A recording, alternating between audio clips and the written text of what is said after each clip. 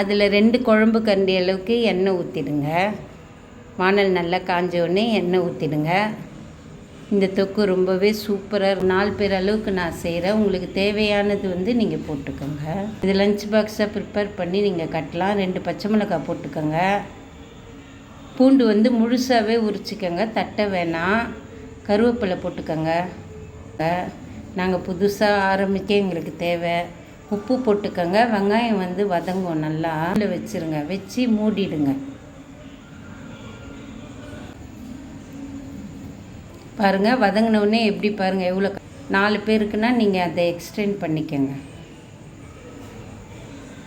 மஞ்சத்தூள் போட்டுக்கோங்க. மிளகாத்தூள் போட்டுக்கோங்க.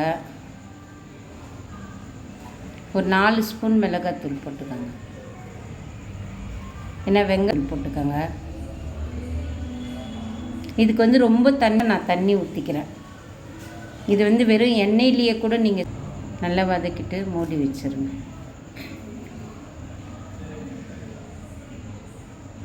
இது ரொம்பவே டேஸ்ட்டாக இருக்குது.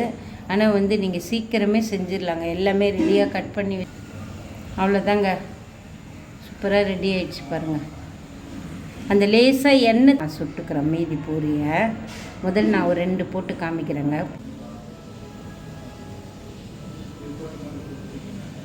பூரி இதுவே நல்லா உப்பெல்லாம் வரும். சுட்டுங்க கரெக்டாக. நான் எண்ணெய் கடாய் போட்டுட்டே மாதிரி